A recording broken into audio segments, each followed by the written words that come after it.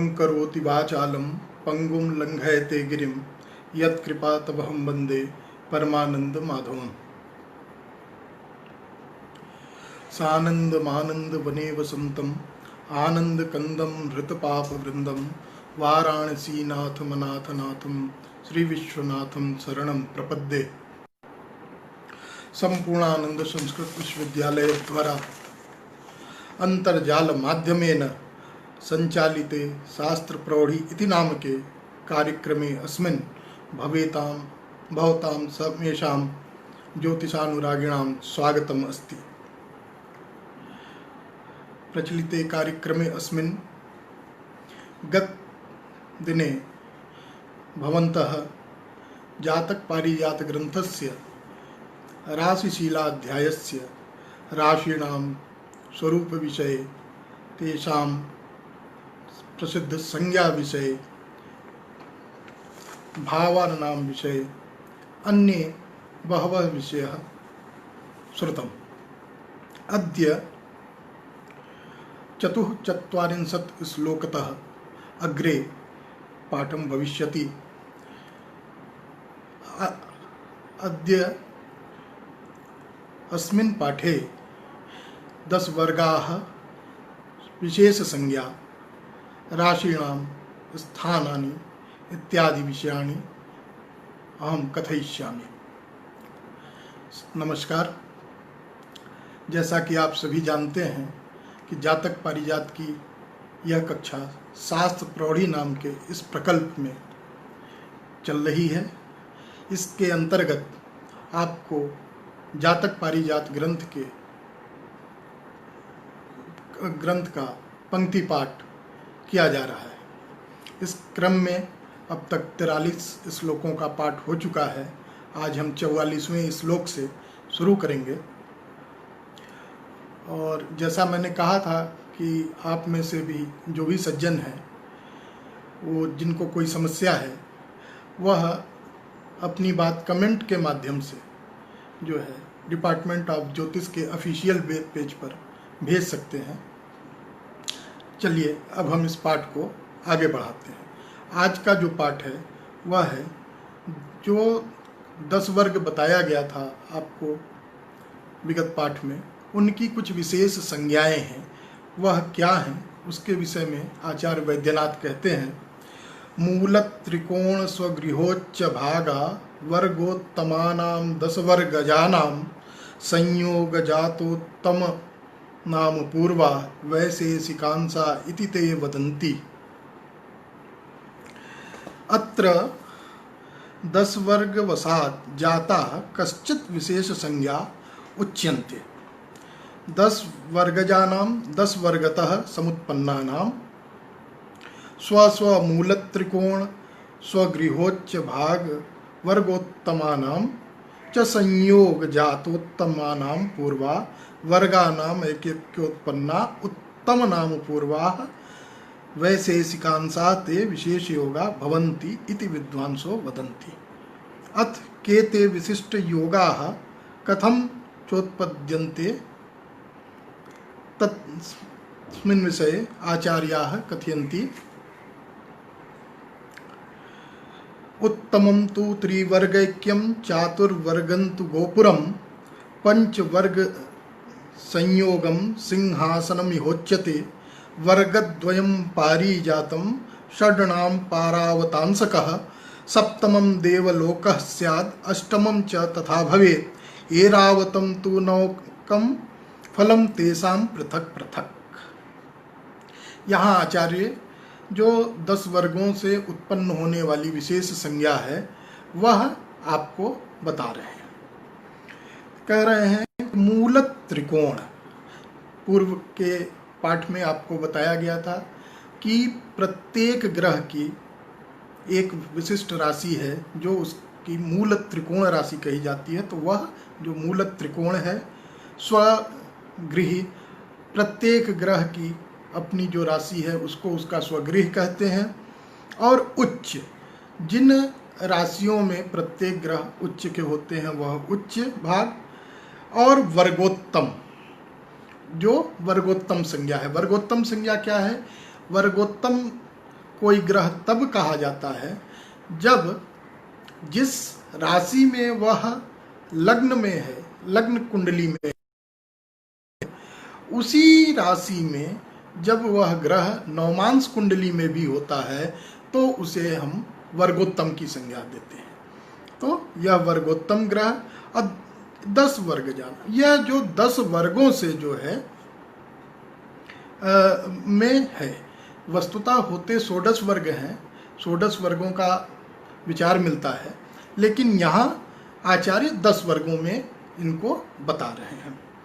तो कह रहे हैं संयोग जातोत्तमान, कहा कि इनके संयोग से, जो स्वगृही है, स्वउच्च है, मूल त्रिकोण है, इन सब के संयोग से उत्तम नाम पूर्वा, कहा कि उत्तम से शुरू करके वैशेषिकांश, जो वैशेषिकांश है, ऐसे नाम जो है आचार्य उनको कहते हैं। वो क्या है? कहा उत्तमम तु त्रिवर्गैक्यम, त्रिवर्गैक्यम तो उत्तमम। अगर कोई ग्रह जो है 3 वर्गों में, इन 10 वर्गों के किन्हीं भी 3 वर्गों में एक जैसी स्थिति में हो, तो उसकी जो संज्ञा होगी उस ग्रह की उत्तम संज्ञा होगी। चातुर्वर्गंतु गोपुरम, कहा अगर ऐसे 4 वर्गों में वह एक प्रकार से हो जाए तो उसकी जो संज्ञा है वह गोपुर होगी। पंचक वर्ग पंचक संयोगम सिंहासनम योच्यते, अगर कहा कि 5 वर्गों में इस प्रकार से ग्रह हो जाए तो उनकी सिंहासन संज्ञा हो जाती है। अब वर्गद्वयम पारिजातम, अगर ग्रह केवल 2 ही वर्गों में है तो वह उसकी जो है पारिजात संज्ञा है। और षड्णाम पारावतांशकम, अगर कोई ग्रह जो है 6 वर्गों में ऐसा हो कि वह एक समान हो, उच्च का हो, मूल त्रिकोण हो, स्वगृह में हो, तो उसकी जो पारावतांश संज्ञा है। 7 वर्गों में होने पर उसकी देवलोक की संज्ञा है। सप्तमम देवलोकस्यात् अष्टमम च तथा भवेत, और यहाँ आचार्य अष्टम को भी जो है तथा भवेत वैसा ही होता है, इस प्रकार से कहते हैं एरावतम तु नवकम फलम, कहा कि अगर 9 वर्गों में हो तो उसकी एरावत संज्ञा है, और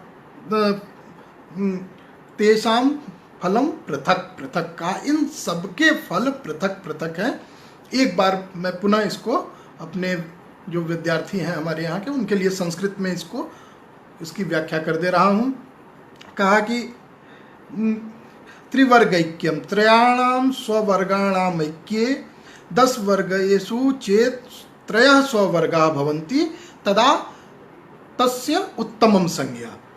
चातुर्वर्गम तु गोपुर संज्ञकम, वर्ग पंचक संयोगम यह सिंहासनम उच्यते। यदा पंचेषु वर्गेषु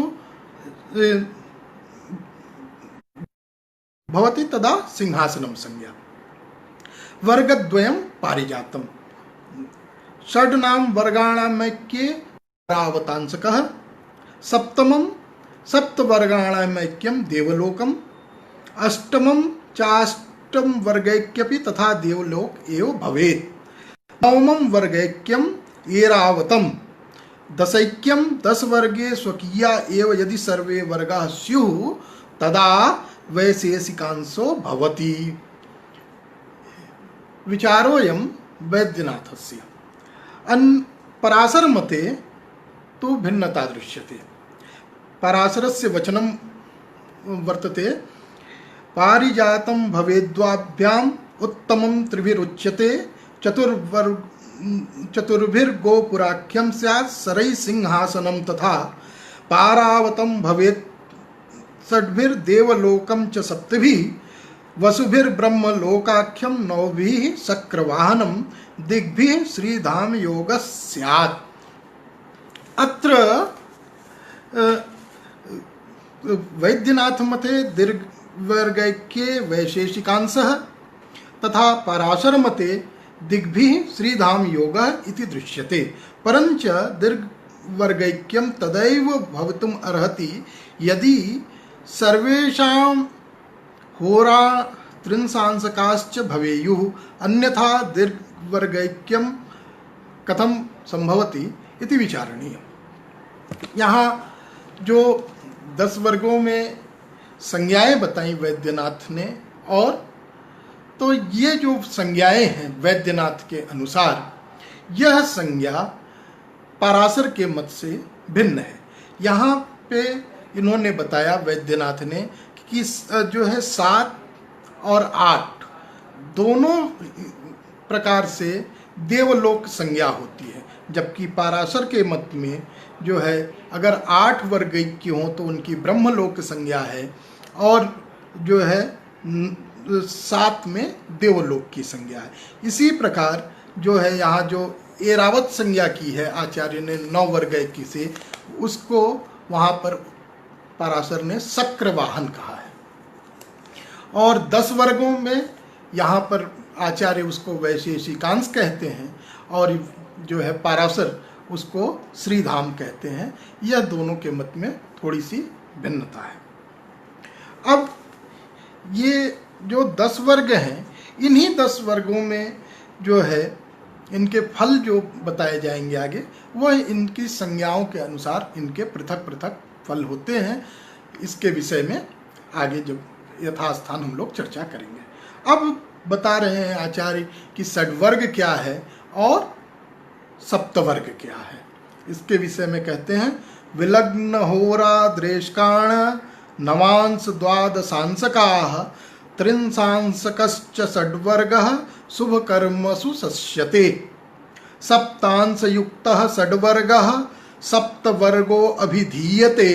जातकेषु च सर्वेषु ग्रहाणां बल कारणम।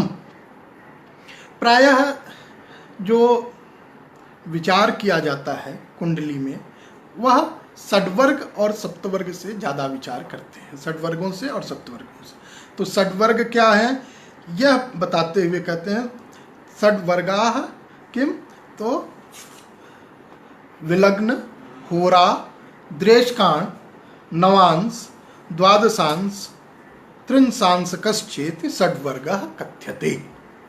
असौ षड्वर्गः शुभ कर्मसु सस्यते। षडि में कथितास्तु वर्गा सौम्ये शुभम भवति। अयम षड्वर्गः सप्तमांशे नियुक्तः सप्तवर्गो अभिधीयते। असौ सप्तवर्गः सर्वेषु जातकेषु ग्रहाणां बल कारणम भवति। यहाँ पे बता रहे हैं षड्वर्ग क्या है। तो षड्वर्गों में आचार्य ने 6 प्रकार के वर्गों को यहाँ लिया। पहला है विलग्न या लग्न। जो हम 16 वर्गीय जन्म पत्रिका बनती है, जन्म कुंडली बनती है, उन्हीं 16 वर्गों में से मुख्य रूप से आचार्य ने यहाँ 10 वर्गों का विवेचन किया। और उन 10 वर्गों में अब आचार्य जो षड्वर्ग प्रमुख हैं, तो एक एक जो है उसी को वर्ग कह रहे हैं आचार्य, एक एक कुंडली। तो प्रथम है विलग्न या जिसको लग्न कुंडली कहते हैं। फिर दूसरा है होरा या होरा चक्र या होरा कुंडली।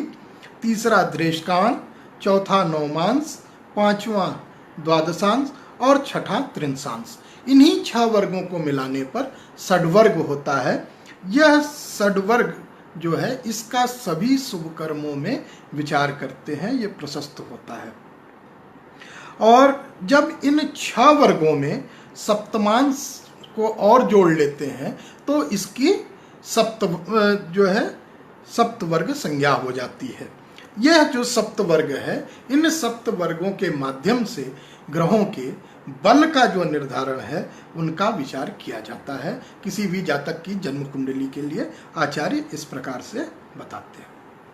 अब यहाँ वस्तुतः ये जो प्रथम अध्याय था, इसमें आचार्य ने राशि शीला अध्याय इसका नाम दिया, राशियों की बात की। लेकिन राशि के साथ साथ आचार्य ने यहाँ ग्रहों की और कुछ वर्गों की और आगे अब बता रहे हैं भावों की भी जो विशिष्ट संज्ञाएं हैं उनके विषय में बता रहे हैं। आगे कहते हैं आचार्य, अथ भावानाम नामानि। जो भाव, अब ये जानना थोड़ा सा यहाँ जरूरी है कि भाव हम किसको कहते हैं। सामान्य रूप से आप सभी ने कहीं न कहीं कोई जन्म पत्रिका देखी होगी, जन्म कुंडली, तो आप उसमें देखते हैं जो जन्म लग्न चक्र बना होता है उसमें 12 स्थान बने होते हैं, 12 खाने बने होते हैं। तो ये जो 12 खाने हैं या 12 स्थान हैं, इन्हीं की संज्ञा भाव है। और वह प्रथम 1, 2, 3 से लेके 12 तक उसकी संज्ञाएं हैं। तो उसमें 12 भावों में 12 भावों की क्या संज्ञाएं हैं वह आचार्य यहाँ बता रहे हैं।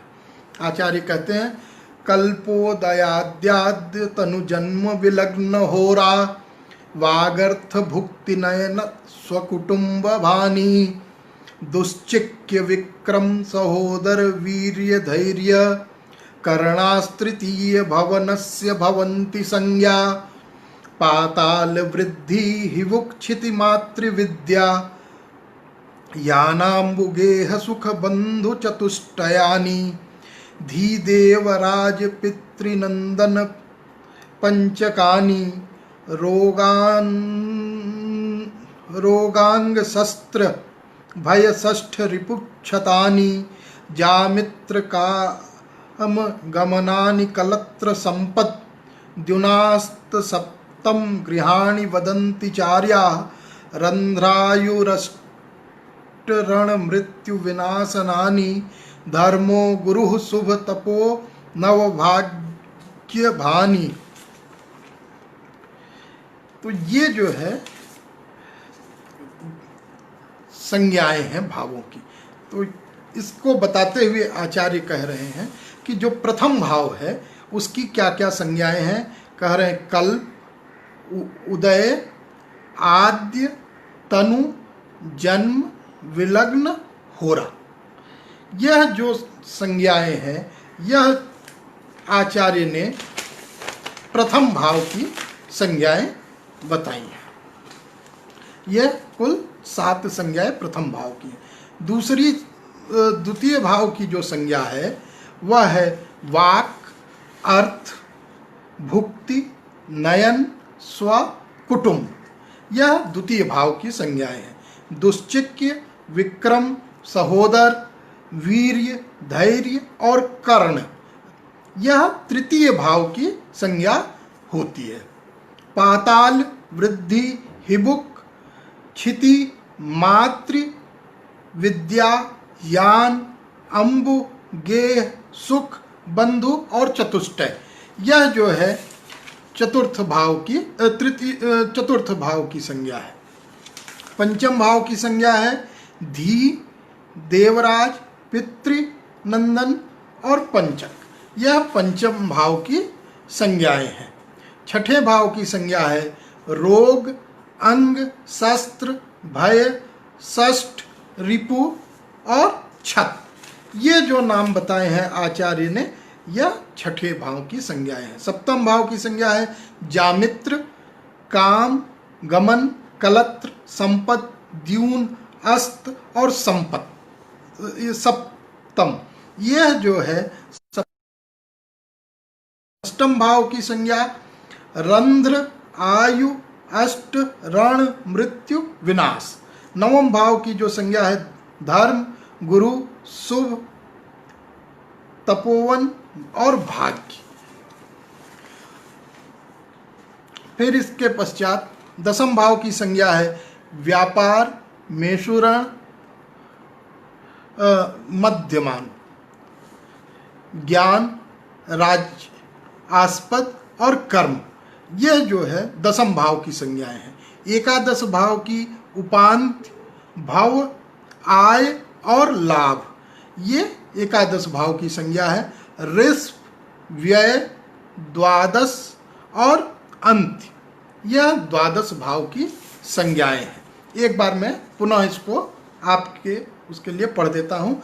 कल्पोदयाद्याद्य तनु जन्म विलग्न होरा वागर्थ भुक्ति नयन स्वकुटुंब बानी दुश्चिक्य विक्रम सहोदर वीर्य धैर्य करणास्तृतीय भवनस्य भवन्ति संज्ञाः पाताल वृद्धि हिवुक्षिति मातृविद्या यानाम्बुगेह सुख बंधु चतुष्टयानि धीदेवराज पितृनंदन पंचकानि रोगांग शस्त्र भय षष्ठ रिपुच्छतानि जामित्र काम गमनानि कलत्र संपद द्यूनास्त सप्तम गृहाणि वदन्ति चार्या रंध्रायुरष्टरण मृत्यु विनाशनानि धर्मो गुरु शुभ तपो नव भाग्यभानि व्यापारमेषु रण मध्यमानं ज्ञानं च अजास्पद कर्म संज्ञा एकादशोपान्त्य भव आय लाभा रिफ व्यय द्वादश कांत्य भानि। अत्र आचार्याः लग्नादि द्वादश भावानां नामानि उच्यन्ते। कल्पादीनि सप्त लग्नस्य नामानि, वागादीनि षट् धनभावस्य, दुश्चिक्यादीनि षट् तृतीय भवनस्य, पातालादीनि द्वादश चतुर्थ भावस्य, धीमुखानि षट् पंचम भावस्य, रोगादीनि सप्त षष्ठ भावस्य, जामित्रादीनि अष्टौ सप्तम भावस्य, रंध्रादीनि षट् अष्टम भावस्य, धर्मादीनि षट् नवम भावस्य, व्यापारमुखानि अष्टौ दशम भावस्य, एकादशीनि पंच एकादश भावस्य, रिफादीनि चत्वारि द्वादश भावस्य नामान्यार्या आचार्या वदन्ति। ये जो भावों के जो ये नाम बताए गए हैं ये दोनों प्रकार से हैं। एक तो उनकी संज्ञाओं के लिए, उनके नाम के लिए, और दूसरा जो है जिस जिस भाव की जो संज्ञा नाम कहे गए हैं उन भावों से तत्त चीज़ों का विचार करने का भी निर्देश आचार्यों ने किया है। उन पदार्थों का, जिन वस्तुओं के नाम यहाँ लिए गए हैं उन भावों से उन पदार्थों का भी हम विचार करते हैं। जन्म पत्र में जातक का जब विचार होता है तो वहाँ पे उन पदार्थों का विचार किया जाता है। अब यह जो भावों की आचार्य ने यहाँ संज्ञा बताई, इनके अतिरिक्त भावों की कुछ विशिष्ट संज्ञाएं भी होती हैं, केंद्र आदि, जिनके विषय में आचार्य यहाँ आगे कहते हैं कि मेषु रणोदय कलत्र रसातलानि शिहु केंद्र कंटक चतुष्टय संगीतानि लग्न त्रिकोण भवनम नव पंचमं च स्यांत्रि त्रिकोण मुदयात् नवमं वदन्ति तनु सुखम मदनाज्ञा रासयः केंद्र संज्ञा पणफर भवनानि स्वायाय पुत्राष्टभानि व्ययरिपु गुरुदिश्चिक्यानि चापुक्लिमानि प्रभवति चतुरस्त्रम मृत्यु बंधुद्वयम् च। यहाँ आचार्य अब विशिष्ट संज्ञाएं बता रहे हैं भावों की। तो इसको कहते हैं कि मेषु रण उदय कलत्र रसातलानि शिहु केंद्र कंटक चतुष्टय संज्ञातानि। मेषुरण संज्ञा भवति दशम भावस्य, उदय लग्नस्य, कलत्र सप्तम भावस्य, रसातलानि पाताल संज्ञक चतुर्थ भाव। एते संयुक्त रूपेण सम्मिलित रूपेण एतेषां भावानां संज्ञा केंद्र कंटक चतुष्टय भवन्ति। अर्थात केंद्र शब्दस्य तात्पर्यः लग्न चतुर्थ सप्तम दशम भाव। लग्ना त्रिकोण भवनम नव पंचमं च। लग्न पंचम नवम त्रिकोण भावस्य सम्मिलित रूपेण त्रिकोण संज्ञा भवति। त्रिकोण शब्देन लग्नस्य पंचम भावस्य नवम भावस्य ग्रहणं भवति। त्रित्रिकोणम उदयात् नवमं वदन्ति। तत्र उदयात् लग्नात् नवम भावस्य त्रित्रिकोण संज्ञा भवति। अर्थात इसका क्या मतलब हुआ, हिंदी में अगर हम देखें तो आचार्य कहते हैं कि जो केंद्र संज्ञा है, कंटक संज्ञा है और चतुष्टय संज्ञा है, यह तीन संज्ञाएं सम्मिलित रूप से लग्न चतुर्थ सप्तम और दशम भाव का बोध कराती हैं। आगे ग्रंथ में कहीं भी जब फलादेश के समय आचार्य केंद्र स्थान कहेंगे तो उसका तात्पर्य होगा कि लग्न स्थान, चतुर्थ स्थान, सप्तम स्थान और दसम स्थान, इन 4 भावों का बोध कराने वाले जो है संज्ञाएं हैं वो है केंद्र, कंटक और चतुष्टय। इसी प्रकार से त्रिकोण शब्द जिसका बार बार प्रयोग जो है फलित में आगे होगा, तो उस त्रिकोण से आचार्य नवम और पंचम भाव का ग्रहण करते हैं।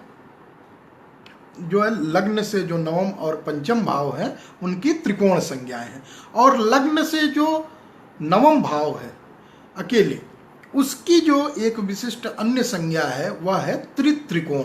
नवम भाव की जो विशिष्ट संज्ञा है वह त्रित्रिकोण संज्ञा होती है। अब कह रहे हैं आचार्य आगे, तनु सुख मदनाज्ञा राशय केंद्र संज्ञा पड़फर भवनानि स्वायाय पुत्राष्टम भानी व्यय रिपु गुरुदिश्चिक्यानि चापुक्लिमानि प्रभवति चतुरस्त्रम मृत्यु बंधुद्वयम च। अब आचार्य इसी क्रम में कह रहे हैं कि जो तनु, मदन, सुख और आज्ञा, तनु अर्थात लग्न भाव प्रथम भाव, सुख अर्थात चतुर्थ भाव, मदन अर्थात सप्तम भाव, आज्ञा अर्थात दसम भाव, इनके जो है केंद्र संज्ञा है। ये यहाँ पर जो राशियां रहेंगी उनको हम केंद्र कहेंगे। और उसके बाद जो उससे अग्रिम भावों में अर्थात स्व अर्थात द्वितीय या अर्थ धन जिसको कहते हैं, आय अर्थात एकादश, पुत्र अर्थात पंचम और अष्टम, इन स्थानों की पड़फर संज्ञा है। इनको पड़फर नाम से जाना जाता है, अर्थात दूसरा, पांचवा, आठवां और जो 11वां स्थान है, 11वां जो भाव है कुंडली का, उसकी पड़फर संज्ञा है। और व्यय रिपु गुरु दुश्चिक्यानि चापुक्लिमानि, व्यय स्थान अर्थात द्वादश स्थान, रिपु अर्थात छठा भाव, गुरु अर्थात नवम भाव और दुश्चिक्य अर्थात जो है तृतीय भाव। इन भावों की आपोक्लिम संज्ञा होती है। और कह रहे हैं कि चतुरस्त्रम और मृत्यु बंधुद्वयम च, कहा मृत्यु और बंधु, मृत्यु अर्थात अष्टम भाव, बंधु अर्थात चतुर्थ भाव, इन दोनों की सम्मिलित रूप से चतुरस्त्र संज्ञा होती है।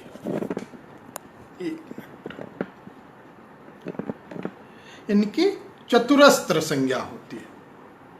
तो यहाँ पर ध्यान जो देना है वह कि चतुष्टय और चतुरस्त्र दोनों लगभग समान दिखते हैं, लेकिन दोनों में भेद है और बहुत भेद है, क्योंकि चतुरस्त्र कहने का मतलब है चतुर्थ और अष्टम भाव, और चतुष्टय कहने का मतलब है केंद्र भाव जिसमें 1, 4, 7 और 10 भाव है। आगे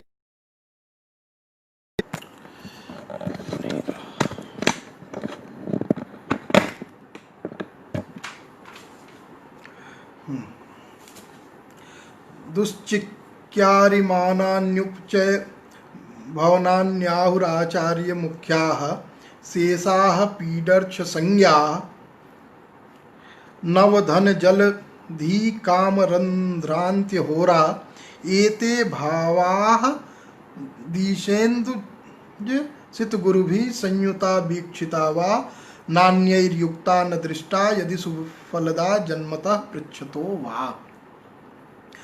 अत्र आचार्यः भावानां केन्द्रादि संज्ञा उच्यन्ते। मेषु रणोदय कलत्र रसातलानि दशम लग्न चतुर्थ भवनानि केंद्र कंटक चतुष्टय संहितानि भवन्ति। लग्नात् नव पंचमं च त्रिकोण भवनम् इति त्रिकोण शब्देन नवम पंचमो गृह्यते।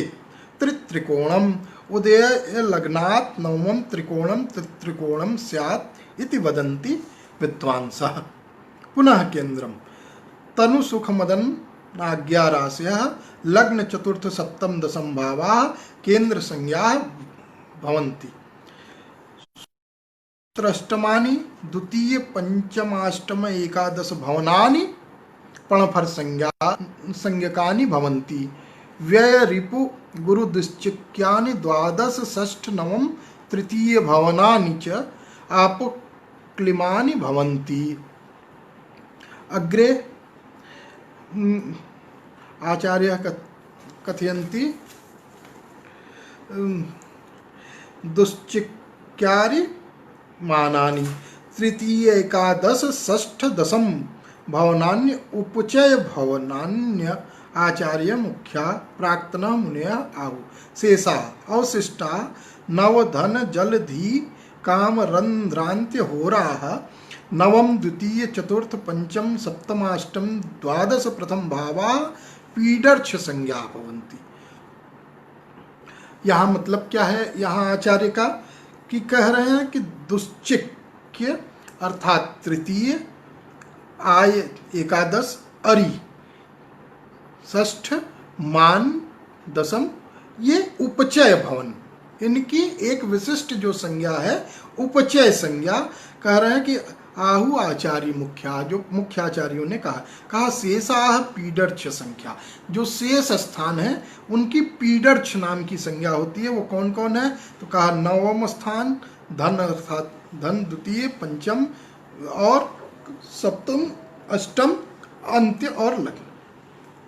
कहा एते भावा तदीशे इंदुज सित गुरु भी संयुक्ता वीक्षिता वा नान्ययुक्ता न दृष्टा यदि सुफलदा।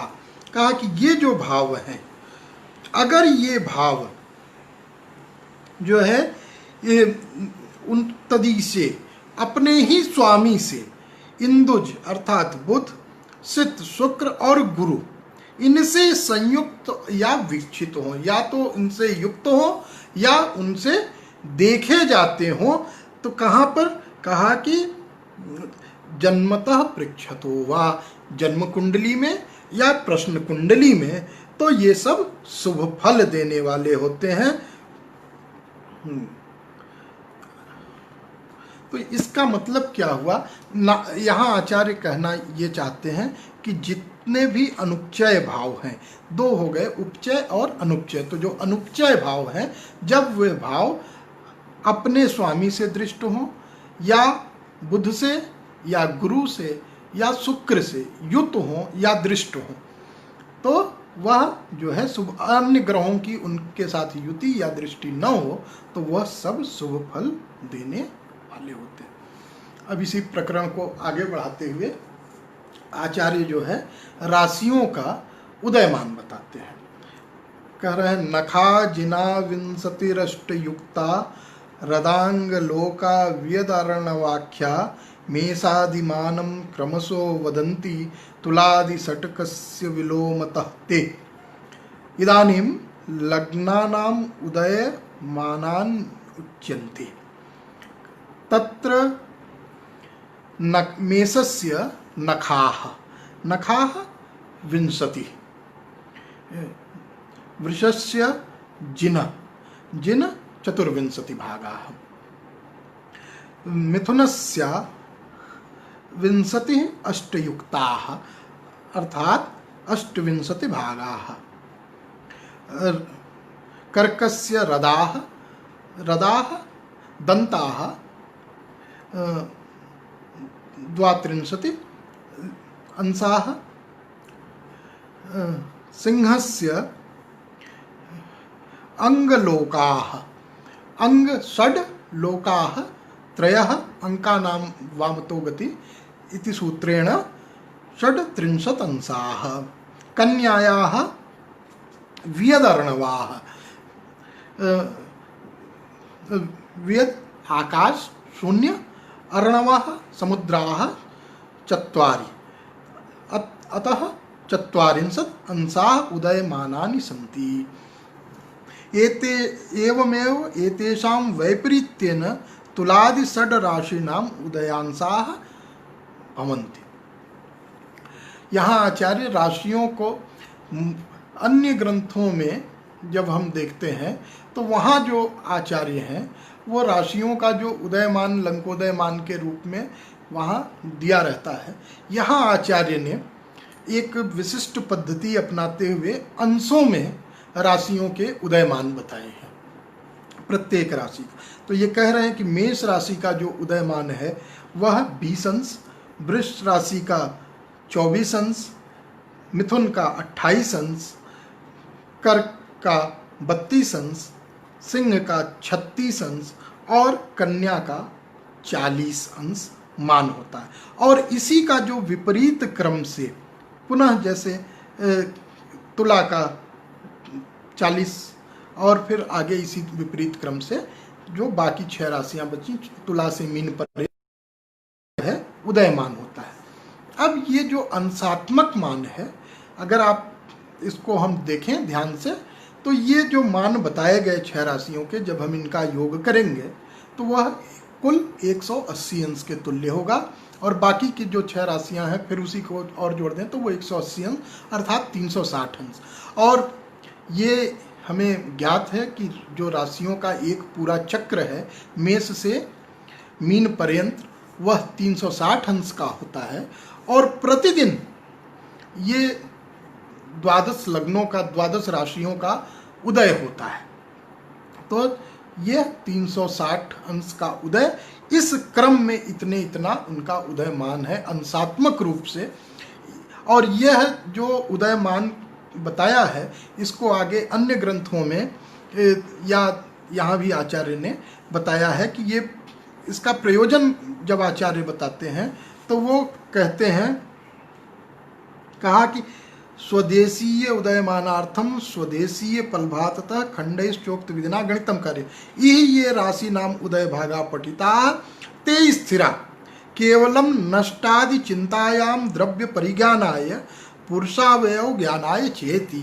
अब इसको यहाँ हमें ध्यान रखना चाहिए जो ज्योतिष शास्त्र के अध्येतागण हैं जिन जो अगर हम इन मानों को यहाँ उन जो गणित में हमारे उदयमान हैं राशियों के अलग उनके तुल्य ये नहीं है, उससे ये आचार्य ने भिन्न बताया है।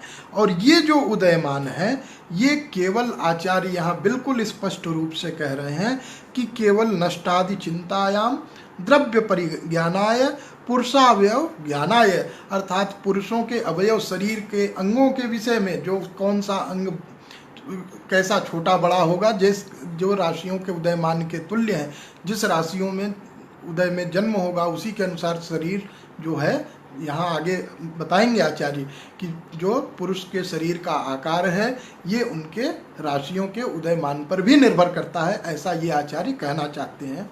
और जो वस्तुएं जो हम द्रव्य परिज्ञान करते हैं उसके भी आकृति की जानकारी के लिए आकार की जानकारी के लिए यहाँ इन राशियों के उदयमान का प्रयोग किया जाता है।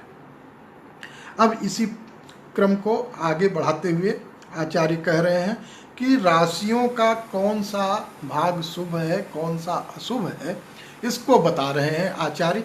यहाँ यह एक बहुत ही विशिष्ट ग्रंथ है और यहाँ जो शुरू में ही आचार्य ने चीज़ें बता दी हैं ये बिल्कुल ही एकदम प्रैक्टिकल चीज़ें हैं। और जब हम इनको ध्यान से देखेंगे तो यहाँ पे हमें अन्य आचार्यों से काफ़ी अंतर भी प्राप्त होगा, विशिष्टता दिखाई देगी। आइए आगे देखते हैं।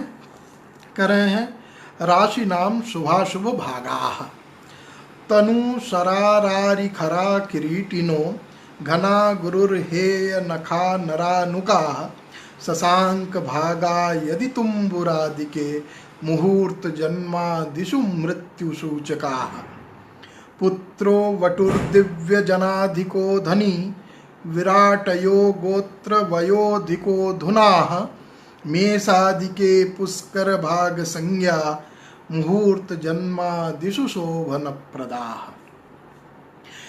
यह जो है जो श्लोक है ये बड़ा ही विशिष्ट है। अगर मैं एक थोड़ा लोक की बात कहूँ, सामान्य विद्वानों के बीच में ये समझा जाता है कि सिद्धांत ज्योतिष तो थोड़ा कठिन है, या उसको सामान्य विद्वान साहित्य के, व्याकरण के, उसमें उतनी गति नहीं होती, लेकिन फलित का विषय कोई भी जो अच्छा साहित्यिक या वैयाकरण है वो पढ़ के बता सकता है। लेकिन जब यह श्लोक किसी भी साहित्यिक या वैयाकरण के सामने हम रख देंगे तो उसके लिए अर्थ लगाना बहुत ही कठिन हो जाएगा। कारण क्या है? क्योंकि इसमें जो शब्द हैं, आप देखिए, रारी, खरा, नुका, ना इत्यादि का प्रयोग किया गया है, जिनका सामान्य रूप से कोई अर्थ नहीं होता है। लेकिन यह सब किस प्रकार से ये सारे शब्द गणितीय अंकों को प्रकट करते हैं, इस पे ध्यान देंगे तो ज्योतिष के इन श्लोकों का अलग ही आनंद आएगा। आइए इसको देखते हैं। यहाँ पे आचार्य कह रहे हैं कि तनुहु सरारारि खरा किरीटिनो घना गुरुर हे नखा नरा नुकाः शशांक भागा यदि तुम्बुरादिके मुहूर्त जन्मादिषु मृत्यु सूचका। करें यदि तुम्बुरादिके मुहूर्त जन्मादिषु शशांक भागा मृत्यु सूचका। यहाँ आचार्य कह रहे हैं कि अगर जो शशांक का भाग है, अंश, भाग अर्थात अंश, अंशात्मक जो शशांक अर्थात चंद्रमा का जो अंशात्मक मान है, तुम्बुर आदि के, तुम्बुर अर्थात मेष, तो मेषादि राशियों में यह हो, तो यह मुहूर्त में हो या जन्म कुंडली में हो तो यह मृत्यु सूचक होता है। क्या? तनु। अब तनु कहने से हमें यहाँ थोड़ा सा ध्यान रखना है कि आचार्य ने अपने इस ग्रंथ में एक जो सामान्य शब्दों से अंक लेने की पद्धति है उसका भी अनुसरण किया है, और बीच बीच में कटपय पद्धति का भी आश्रय लिया है। कटपय पद्धति क्या है, इसको हमने आपको पिछली कक्षा में बताया था। तो उसी कटपय पद्धति के अनुसार अगर हम इसको देखेंगे तो हमें यह ज्ञात होगा कि यह जो है तनु शब्द है। तो तनु में त वर्ण से 8 अंक का बोध होगा और न से 0 का। अंक का नाम जब हम वामतो गति करेंगे तो अंक प्राप्त होता है 8। सरा में श से 5 और र से 2 अर्थात 25। रारी में र से 2 और र से 2 अर्थात 22। खराह, ख से जो है 2 और र से 2, यहाँ भी 22। किरी शब्द है, तो किरी से क से 1 और र से 2, अंक का नाम वामतो गति से 21। फिर टिनह शब्द है, तो ट शब्द वर्ण से 1 और न से 0 अर्थात 1। फिर घना, घ से 4, न से 0 अर्थात 4।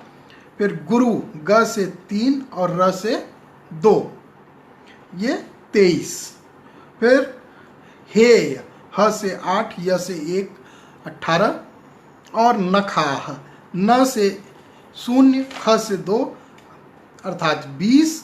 और नुकाह, नुकाह तो फिर न से 0 और क से 1 अर्थात 10। ये जो अंश हैं, अगर इतने अंश हों, अर्थात कहने का मतलब ये हुआ कि यदि किसी भी व्यक्ति की जन्म कुंडली में या प्रश्न कुंडली में चंद्रमा मेष राशि के 8 अंश पर, वृष राशि के 25 अंश पर, मिथुन राशि के 22 अंश पर, कर्क राशि के 22 अंश पर, सिंह राशि के 21 अंश पर, कन्या राशि के 1 अंश पर, तुला राशि के 4 अंश पर, वृश्चिक राशि के अंशों पर, धनु राशि के 18 अंशों पर, मकर राशि के 20 अंशों पर, कुंभ राशि के 20 अंशों पर और मीन राशि के 10 अंशों पर स्थित हो, तो ये सब स्थितियां जो हैं वह मृत्यु सूचक होती हैं। अर्थात इन स्थानों पर चंद्रमा के रहने पर, इतने अंशों के रहने पर जो है मृत्यु होता है।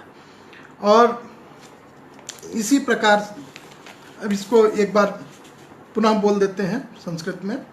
कह रहे हैं मुहूर्त जन्मादिषु मुहूर्तेषु जन्मसु च तुम्बुरादिके मेषादि रासौ यदि तन्वादिकाः शशांक भागाः चंद्रांशाः भवेयुः तदा ते मृत्यु सूचका भवन्ति। यथा मेषे तनुः अष्टौ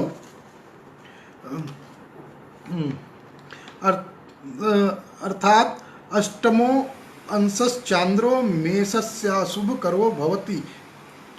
वृषे शराः पंचविंशति, मिथुने द्वाविंश, कर्के द्वाविंश, सिंहे एकविंश, कन्यायां प्रथमे तुलायां चतुर्थः, वृश्चिके त्रयोविंशः, धनुषि अष्टादशः, मकरे विंशः, कुंभे विंशः, मीने दशमः अंशो अशुभः।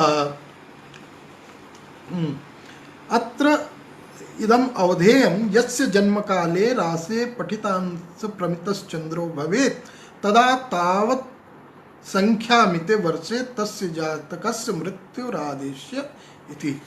यहाँ आचार्य कह रहे हैं, इसका प्रयोजन बताना है कि अगर चंद्रमा जन्म के समय इतने अंश पर उस राशि में हो तो उस जितने ही अंश बताए गए हैं उन्हीं अंशों के तुल्य वर्षों में जातक की मृत्यु होगी, ऐसा जानना चाहिए। अब आगे कह रहे हैं कि पुत्रो वटुर्दिव्य जनाधिको धनी विराटयो गोत्र वयोधिको धुना मेषादिके पुष्कर भाग संज्ञ का मुहूर्त जन्मादिशु शोभन प्रदा। अब किन अंशों पर जो है चंद्रमा होने पर शुभ होता है वो बताते हुए आचार्य कह रहे हैं कि पुत्रो, यहाँ भी कटपय पद्धति से पुत्र में प से एक और त में चूंकि अर्ध है इसलिए त से किसी अंक का जो है ग्रहण नहीं होगा और अंका नाम वामतो गति से पुत्रों से होगा एक विंशति 21 अंश। वटु व से 4, ट से 1 14, दिव्य में द से 8, य से 1 18, जन्म में ज से 8, न से 0 8 अंश और अधिकों में ध से 9 और क से 1 19, फिर धनी में ध से 9 और न से 0 9 अंश, फिर विरा में व से 4 र से 2 24 अंश, टयो में ट से 1 य से 1 11 अंश और गोत्र में ग से 3 और र से 2 23 अंश, वयो में व से 4 य से 1 14 अंश और धिको में ध से 9 क से 1 19 अंश और धुना में ध से 9 न से 0 अर्थात 9 अंश। यह जो है इनकी मेषादि राशियों में अर्थात मेष राशि में 21 अंश, वृष राशि में 14 अंश, मिथुन राशि में 18 अंश, कर्क राशि में 8 अंश, सिंह राशि में 19 अंश, कन्या राशि में 9 अंश, तुला राशि में 24 अंश, वृश्चिक राशि में 11 अंश, धनु राशि में 23 अंश, मकर राशि में 14 अंश, कुंभ राशि में 19 अंश और मीन राशि में 9 अंश पर होने पर इनकी पुष्कर संज्ञा है यहाँ पर और ये शोभनप्रद है, शुभ होते हैं। अर्थात इतने अंशों में प्रश्न कुंडली में या जन्म कुंडली में चंद्रमा ठीक ठीक इन्हीं अंशों पर हो तो उसकी पुष्कर संज्ञा होगी और वह शुभ फल देने वाला होता है। अब आगे आचार्य बता रहे हैं राशियों के निवास स्थान, उनका जो कहाँ वास, पीछे एक बार बता चुके हैं, अब ये देश में राशियों को बता रहे हैं। कह रहे हैं क्रमात् पाटल कर्नाट चर चोल वसुंधरा पांड्य केरल कोलास मलयावनी सैन पांचाल यवन कौशल क्षिति संज्ञकाः मेषादि सर्वराशीनां वासदेशाः प्रकीर्तिता। मेषादि सर्वराशीनां क्रमात् पाटल कर्नाट चर चोल वसुंधरा पांड्य केल कोल्लास मलय सैंधव उदक पांचाल यवन कौशल वासदेशाः प्रकीर्तिताः। इदानीं राशीनां वासदेशाः उच्यन्ते। मेषादि सर्वराशीनां द्वादशानां क्रमात् पाटलादयो द्वादश वासदेशाः प्रकीर्तिताः। मेषस्य वासदेशः पाटलः, वृषस्य कर्णाटः, मिथुनस्य चरः, कर्कस्य चोलः, सिंहस्य पाण्डः, कन्यायाः केरलः, तुलायाः कोल्लासः, वृश्चिकस्य मलयः, धनुषः सैन्धवः, मकरस्योदकपाञ्चालः, कुम्भस्य यवनः, मीनस्य कौशलः। अस्य प्रयोजन विषये आचार्यः कथयन्ति तद राश्युदये जनिमतां तदुक्त देशः श्रेयस्करो भवति। अर्थात यहाँ आचार्य कह रहे हैं कि का सैंधव, मकर का उदक पांचाल या उत्तरी पांच, कुंभ का यवन, मीन का कौशल देश। तो ये जो देश आचार्य यहाँ बता रहे हैं वस्तुतः ये प्राचीन नाम है। इनमें से कुछ तो स्पष्ट होते हैं और कुछ नामों को लेकर के आचार्यों में मतभेद भी हैं। तो जैसे पाटल देश है, पाटल वर्तमान में उड़ीसा को भी और जो बिहार का पाटलिपुत्र का जो हिस्सा है उसको भी पाटल देश के अंतर्गत जो मानते हैं। कर्नाटक है। चर देश को तमिलनाडु का जो क्षेत्र कहा गया है वह चर देश है। वर्तमान में जो आंध्र का और कांचीपुरम इत्यादि का जो हिस्सा है वह चोल देश है। पांडु देश और केरल जो है केरल है। मलय जो है वर्तमान कर्नाटक को कहते हैं। सैंधव जो है सिंधु क्षेत्र जो है, और पांचाल जो है पश्चिमी उत्तर प्रदेश का जो हिस्सा है उसको पांचाल देश कहते हैं। यमन देश जो है, ग्रीक देश जो ग्रीस इत्यादि हैं या जो अरब इत्यादि हैं वो यमन देश उनकी संज्ञा है। कौशल जो है अयोध्या, गोंडा, बहराइच इत्यादि का जो क्षेत्र है इसको प्राचीन ग्रंथों में कौशल देश बताया गया है। और इस विषय में आचार्य कहते हैं कि इनका प्रयोजन क्या है, तो कहा कि जिन राशियों में व्यक्ति का जन्म है वह देश उसके लिए विशेष रूप से लाभप्रद होते हैं, ऐसा जानना चाहिए। आगे जो है राशियों के प्लव को बताते हुए आचार्य कहते हैं स्वाम्या साख्यम यत्तादाप्लवत्वं भानुक्रांताद अम्बुसंज्ञो अभिजित स्यात् होरातंत्रे पारिजाताभिधाने संज्ञाध्यायः कीर्तितो राशिशीलः। इदानीं ग्रहाणां प्लवत् कथन पूर्वकम् आचार्यः अध्यायम् उपसंहरति। स्वयाम्या साख्यं यत् स्वामिनो अधिपतेः आशाख्यं यत् याद्दिग् इति तद राशेः प्लवत्तं निम्नतावत्। यथा मेष राशेरधिपो भौमः तस्य दक्षिण दिशायां मेषः प्लवाख्य इति एवं सर्वत्र विजानीयात्। क्या मतलब हुआ कि जो राशियों के स्वामी हैं वह जो स्वामियों की जो दिशाएं बताई गई हैं, आगे ग्रहों की दिशाएं बताएंगे भी, तो उन दिशाओं में ही उन राशियों का भी प्लव जानना चाहिए। प्लव कहते हैं निम्नता को या ढाल को, तो उनका वहाँ ढाल जानना चाहिए।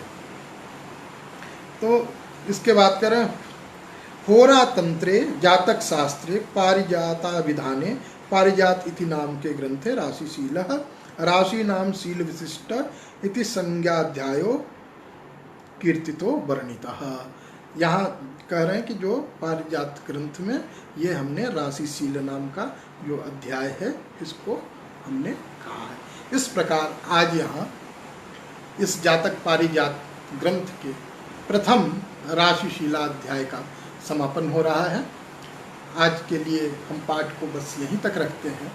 अब अगले पाठ में हम ग्रह गुण स्वरूपाध्याय में जो है ग्रहों के स्वरूप के विषय में चर्चा करेंगे। आप सभी ने इतना समय दिया इसके लिए आप सभी को बहुत बहुत धन्यवाद।